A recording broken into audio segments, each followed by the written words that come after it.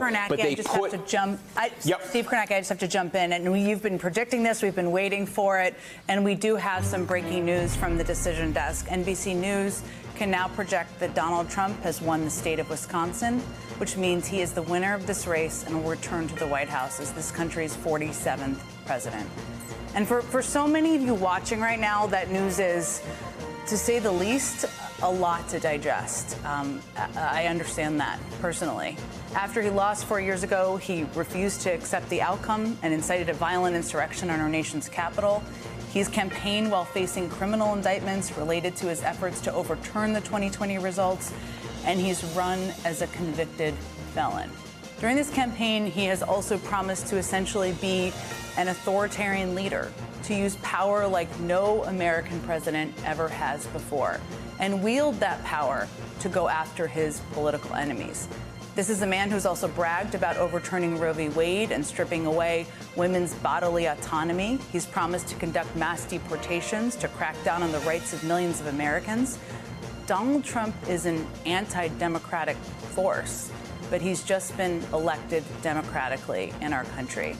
And here's what might be the hardest part to hear, but we have to talk about and we have to say, and it is a hard part to digest for all of us. But we have to be honest about what we saw in this election. Donald Trump was elected by expanding his support over a number of key groups that we've been digging into this night, all night tonight, as we anticipated where this was headed, and I know we're going to dig into it throughout the course of the day today. And there will be a lot of time spent on how and why he won and what this will mean for the country over the next 4 years and beyond. But in this moment, it's also important to remember that our democracy is not built around one person or one job.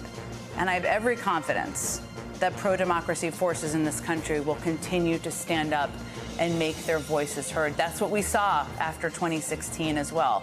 Some of those voices will be governors, some of them will be elected officials, some will be institutions and organizations standing up for rights and standing up for women's bodily autonomy and standing up for our climate. Some will be citizens, and many of you sitting at home right now digesting this news right now, some of them will be you. I wish I had better news for my daughter later this morning. I know Tim Miller and I were talking about this earlier, when she and so many others wake up to this news. I wish I could have called her and told her that the first woman president had just been elected. I wish that. I won't be able to do that. But what I can do, what I can tell my daughter, and what I will tell my daughter, is that our roles as American citizens have never been more important than they are right now.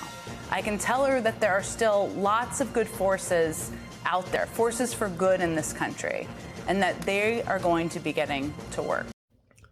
Let's go, Trump 2024. Trump won. Let's go, stand for righteousness. So this lady said she wanted to tell her daughter that the first woman won the election. She could have told her daughter. It's not about our emotion. It's not about how we feel. Not about if she's a woman or a man. It's about righteousness. It's about things that align with the word of God. The things that they're pushing on that particular side right now, it doesn't align with the word of God. They're pushing on children changing the agenda in some schools where the parents don't even know about it. They're pushing the LGBT things, which is an abomination according to the word of God.